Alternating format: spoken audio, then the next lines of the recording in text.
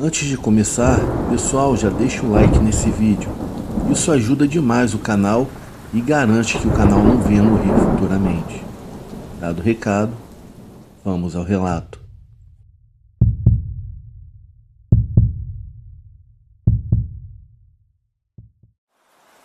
Boa noite a todos do canal Terror e Chuva. O meu nome é Sebastião, eu tenho 58 anos de idade e moro no Paraná. O que eu tenho para relatar para vocês aqui do canal é que eu era um incrédulo de tudo que me contavam. Mas quando eu vi aquela coisa em meu quintal, eu descobri do pior jeito possível que aquela coisa existia. Para ser mais exato, isso aconteceu por volta de 1999 para 2000, quase na virada do século. Se eu não me engano, já era bem perto das festividades natalinas. Eu sempre vivi na roça. Eu vendia galinhas e ovos para me manter e também plantava para complementar minha renda, já que tenho 4 filhos. Perto do meu sítio morava um senhor que eu chamarei de Luiz para não expor a sua imagem.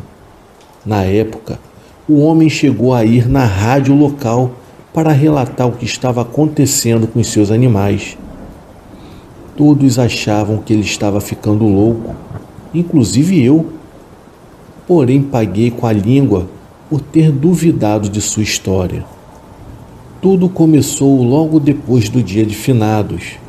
Em uma manhã, como sempre fazia, Luiz chegou até a minha casa para tomar café. Porém, naquela manhã, ele me pediu um favor, que era para eu ir com a minha caminhonete até o seu sítio. Sem entender nada e achando que era para pegar alguma coisa e vender na cidade, eu nem questionei o pedido do homem. Mas no meio da viagem, ele começou a falar coisas estranhas que estavam acontecendo em seu sítio. Falou dos animais mortos e disse que aquilo não parava. No entanto, como morávamos em um local com muita mata, por ali tinha muitos animais silvestres e esses, por sua vez, deveriam ser os responsáveis pela matança. Mas quando eu cheguei ao sítio do Luiz, a história mudou por completo. Ao chegar no local, eu vi cabras, galinhas e até uma novilha morta, todos dilacerados. O estranho era que nenhum deles tinha ataque na garganta. Normalmente, os predadores da região, quando pegam um animal, procuram primeiro a garganta para abater mais rapidamente a presa. Mas os bichos do Luiz estavam com a barriga aberta e partidos ao meio. Algo terrível, como se um animal enfurecido tivesse feito aquilo. Já achando estranho ver todos aqueles animais, eu fui perguntar o que estava atacando os seus bichos, e se seria um puma ou até mesmo alguma onça pintada da região. Então, bem sério, o Luiz me olhou e disse o seguinte: "Ô, compadre, antes fosse um predador desses aí que a gente tem pela região", disse o Sebastião bem sério, "pois infelizmente a coisa que está matando os meus animais é na verdade um lobisomem. Eu não contei antes porque eu achava que era uma onça, mas há 2 dias eu vi uma coisa em pé ali no meu terreno e ela estava comendo as minhas galinhas. Eu sei que é difícil acreditar, mas eu também não acreditava nisso. Mas é verdade, é um lobisomem. Aquele demônio está acabando com os meus animais." Eu olhei para o Luiz e ele estava bem sério. Em nenhum momento demonstrou a sua brincadeira. Além do mais, um senhor daquela idade não iria fazer tal coisa.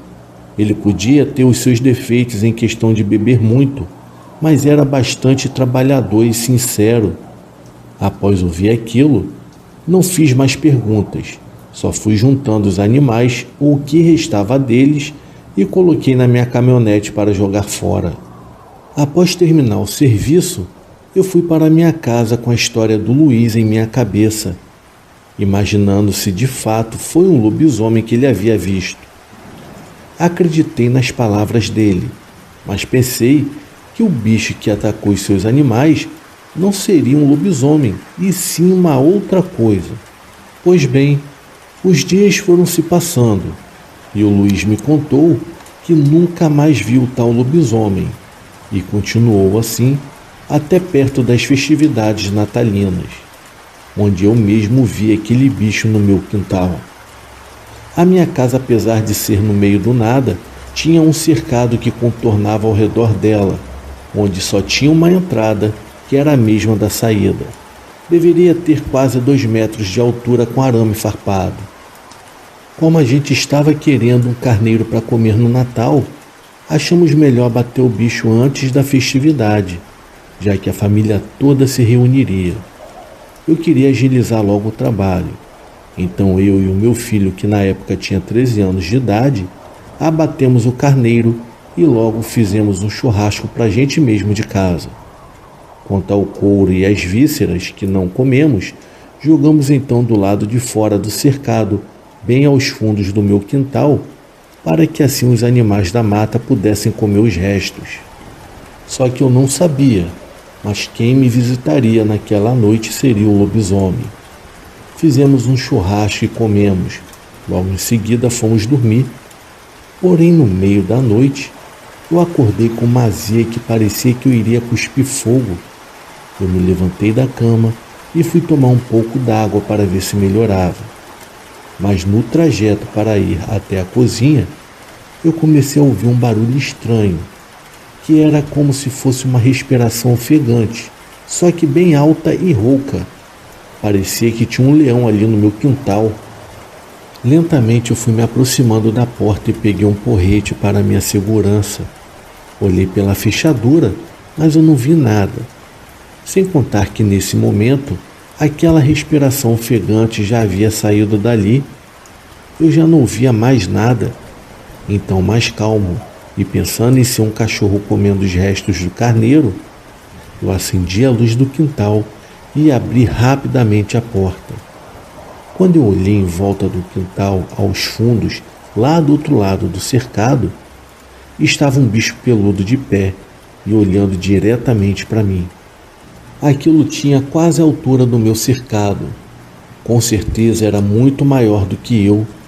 Sem reação, eu fiquei olhando fixamente na direção daquilo, até ele se abaixar e ir para algum lugar que eu não sei onde.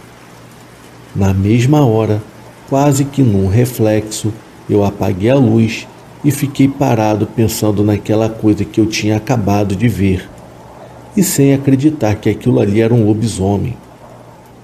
Porém, o mais estranho nem foi isso, pois pouco tempo depois, novamente ouvi aquele mesmo som de algo ofegante ao pé da minha porta. Eu fiquei sem reação ao senti-lo tão perto e uma sensação de medo e angústia havia tomado conta de mim. A minha vontade era correr dali, porém eu não conseguia, pois eu sentia um peso danado nas minhas pernas. Então o que me restava era ficar parado e escutar aquela besta rodeando a minha casa, até que enfim ele foi embora para algum lugar. Só um detalhe, eu não escutei quando ele entrou e nem quando ele saiu do meu cercado. O bicho, além de rápido, era medonho e não fazia barulhos, a não ser pela sua respiração ofegante. E com certeza, aquela coisa vivia perto da minha casa. No fundo, eu sabia que alguma noite qualquer ele voltaria. Na época, apesar do medo, não contei nada para minha família, pois causaria pânico tanto nos meus filhos como na minha esposa. Porém, o Luiz e eu ficamos vigiando o bicho por várias noites e não o vimos mais por aquela região. Só há pouco tempo atrás que falei sobre esses assuntos para minha família. Quando eu falava que eu ia caçar, na verdade era para esperar o lobisomem e ver se pegava ele de surpresa, mas o bicho nunca mais apareceu. Hoje em dia, infelizmente, o senhor Luiz é falecido, e além de mim, só ele também viu aquela criatura. O que resta a vocês é acreditar ou não nessas palavras que eu estou relatando. Eu vi um lobisomem aquela noite e não quero nunca mais ver um outro desse na minha vida.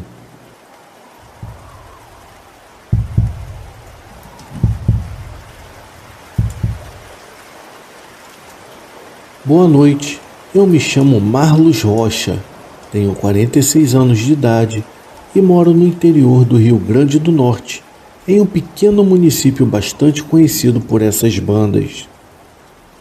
A história que eu contarei é sobre uma criatura do folclore brasileiro que todos pensam ser uma lenda, mas meu pai e eu fomos testemunhas de que esse ser é bastante real, ao contrário do que é falado. Ele não é apenas uma entidade brincalhona, está mais para algo demoníaco e macabro. O meu pai e eu possuímos uma padaria e, como todo padeiro, acordamos na madrugada para assar os pães. Até aí não tínhamos problemas, pois moramos em um lugar tranquilo. Só que o trajeto até a padaria são de 3 quilômetros e fazemos essa jornada a pé mesmo e por anos fazemos isso sem qualquer preocupação. No caminho até a padaria, pegamos uma estrada de terra batida com poucas casas e em seguida entramos em mais algumas outras ruas até chegarmos na nossa padaria, que fica bem no centro comercial do município. Certa vez, enquanto eu fazia uma caminhada, eu notei algumas máquinas trabalhando para abrir uma nova estrada dentro de uma mata.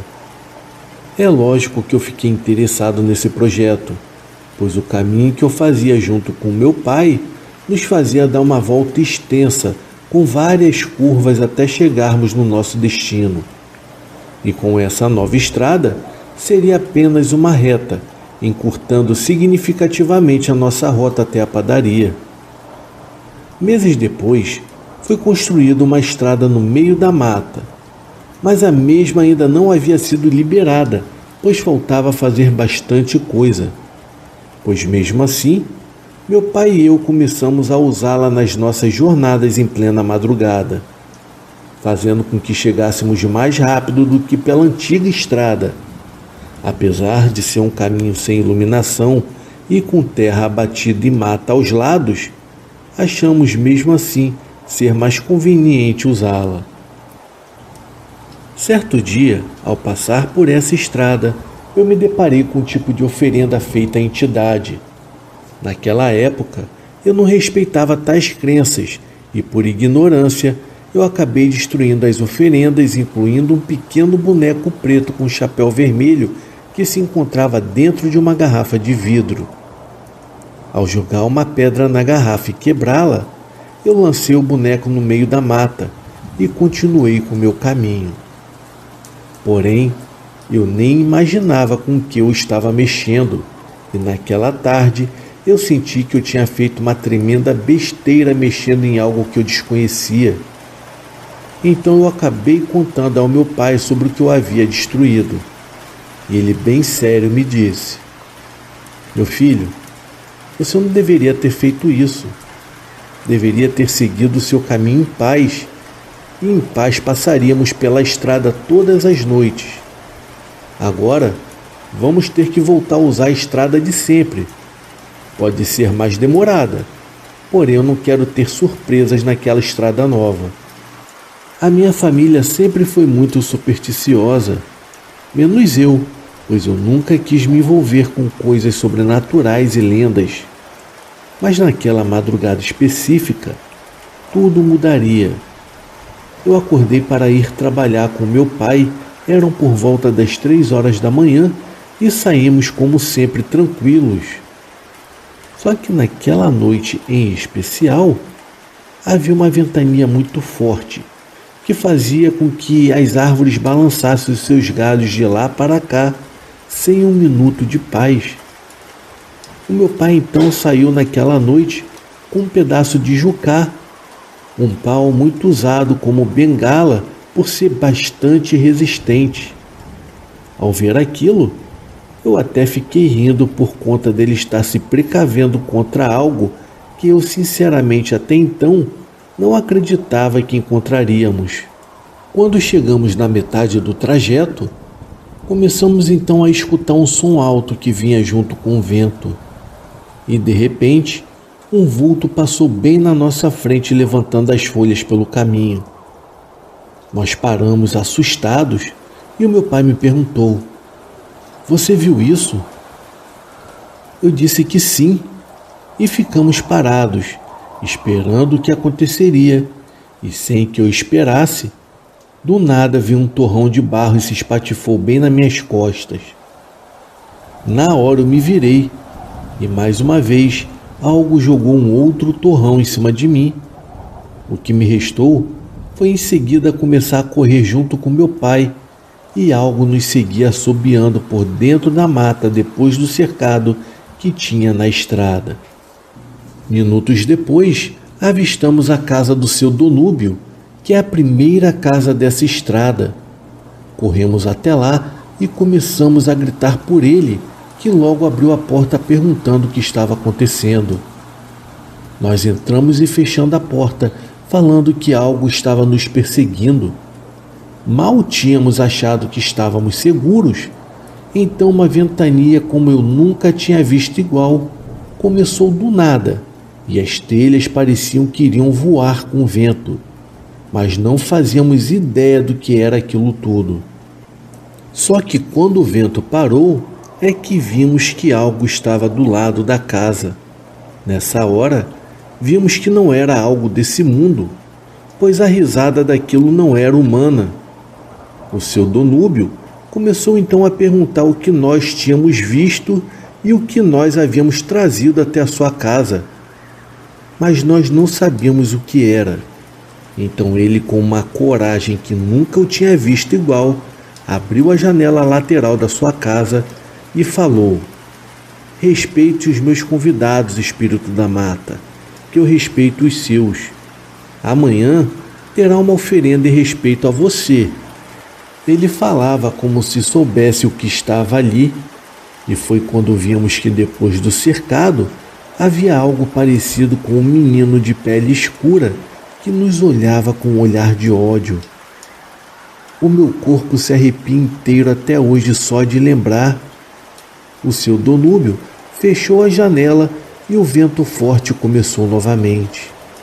Mas depois de algum tempo, o vento parou misteriosamente. Foi então que ele nos olhou e disse: "Algum de vocês destruiu algo da entidade e ela veio atrás de vocês para cobrar." Então eu falei o que eu tinha feito e sobre a garrafa com o boneco que eu tinha quebrado. Então ele novamente falou: "Você não tem respeito com as coisas que não tem conhecimento? Sabe o que você fez? Você acabou soltando um saci da garrafa. É uma das entidades mais malignas que existe. Quem o prendeu lá sabia exatamente o que estava fazendo, diferente de você que o soltou. Agora sobrou para mim, né? Vou ter que ir lá e fazer uma oferenda para acalmar aquele espírito."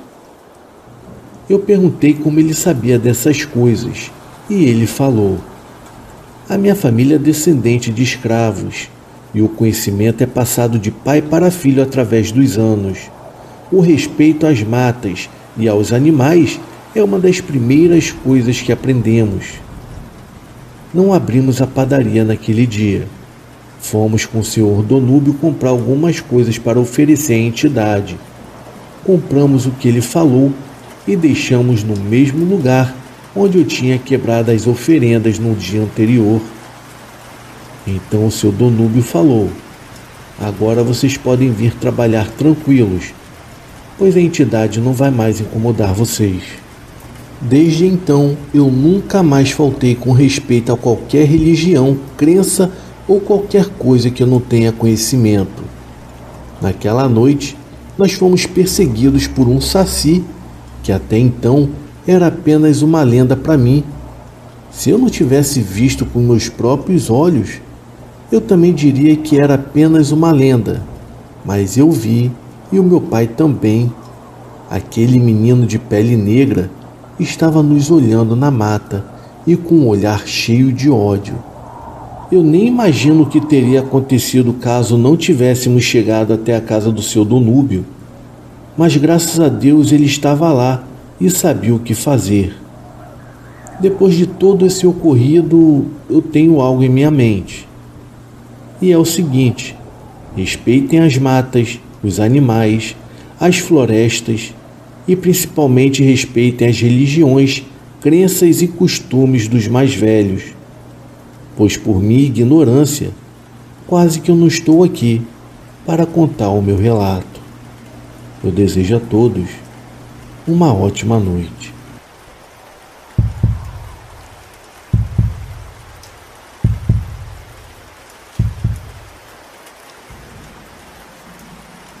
Boa noite, eu me chamo Magno, eu tenho 54 anos de idade e moro em Tianguá, na Serra de Ibiapaba, interior do Ceará. Eu sempre gostei de ciclismo e pedalo por toda essa região de serras e trilhas desde os meus 20 anos de idade. Pedalando por aí, eu acabei conhecendo muita gente e ouvindo muitas histórias. E uma dessas é a história que eu irei contar agora. Um dia pedalando, o pneu da bicicleta furou e eu tive que sair da estrada. Eu fiquei embaixo da sombra de uma árvore para trocar a câmara de ar, pois o furo tinha sido grande e apenas com um remendo poderia não funcionar. Foi quando se aproximou de mim um senhor, que estava com seus 2 filhos dentro de uma carroça sendo puxada por um burro. Eles perguntaram se estava tudo bem comigo e se por acaso eu gostaria de ter alguma ajuda, mas eu respondi que não precisava e que logo seguiria o meu caminho. No entanto, eu acabei demorando um pouco mais do que o previsto. O sol ficou insuportavelmente quente. A minha rota estava planejada para chegar em casa às 10 da manhã, mas já eram as 10 horas. Eu ainda estava a alguns quilômetros do meu destino. Eu fiquei pensando se valeria a pena enfrentar o sol escaldante ou esperar até a tarde para seguir o meu trajeto. Eu estava prestes a pegar a estrada com aquele sol escaldante quando vi a carroça voltando com o capim. Eles pararam novamente onde eu estava e perguntaram se eu queria ajuda. Eles não tinham cara de serem pessoas ruins, então eu perguntei: Senhor, tem algum lugar onde eu possa ficar até tarde? Pois eu não quero pegar esse sol, mas também não quero ficar aqui até tarde. O Senhor então disse que eu poderia ficar em sua casa o tempo que eu precisasse, já que o sol estava realmente escaldante. Fui com eles por uma estrada até chegar em uma casa típica do interior, com alpendres na frente, galinhas ciscando ao redor e um cachorro amarelo deitado próximo à porta. Coloquei a minha bicicleta em frente à casa e sentei em uma cadeira, admirando a beleza e a simplicidade do lugar. Foi então que uma senhora saiu de dentro da casa sorrindo e disse que o almoço logo seria servido. Enquanto eu conversava com o homem e seus 2 filhos, eles compartilharam comigo uma história sobre a visita de uma criatura que os assustou algumas noites atrás. Eu fiquei bastante curioso e pedi para que eles me contassem, pois sempre gostei desse tipo de história. O homem então me disse: a gente que mora nesses lugares mais afastados acaba vendo umas coisas que não se vê todos os dias. Talvez pelo fato do lugar não ter muitas pessoas, essas coisas que ninguém explica aparecem com mais frequência. Há uns 2 anos atrás, eu criava cabras, eu tinha umas 30. Hoje só tenho 5. Cachorros, incluindo esse que está aqui no chão, eu tive 4. Hoje só sobrou esse que você está vendo. E quanto às galinhas, eu já perdi as contas de quantas eu já perdi. E se eu tiver umas 20, é muito. Os seus animais foram roubados? Eu perguntei. Não, antes fosse um ladrão, pois assim eu teria a chance de enfrentá-lo para tentar recuperar os meus animais. Inclusive os animais que eu perdi estão todos ali dentro de um buraco. Só restou as cinzas. Não entendi. O senhor os matou? Perguntei. O homem então sorriu e disse: Não. Quando eu os achei, já estavam todos mortos. Eu só dei fim mesmo ao que sobrou deles. Certa noite, estávamos todos sentados aqui, exatamente onde estamos agora, quando começamos a ver luzes estranhas no céu. Elas faziam movimentos estranhos no qual nunca tínhamos visto antes. Essas luzes misteriosas iam perto da copa das árvores e depois subiam novamente. Uma coisa que me chamou a atenção foi que essas luzes assustavam os animais. As cabras ficavam todas juntas olhando para o céu. Os cães não saíam de casa e as galinhas ficavam batendo as asas, como se algo as assustava. Nessa noite ficamos até tarde olhando, sem saber o que diabos era aquilo. Então, entramos para dormir. Quando foi pela manhã, eu me levantei e abri a porta para alimentar os meus animais.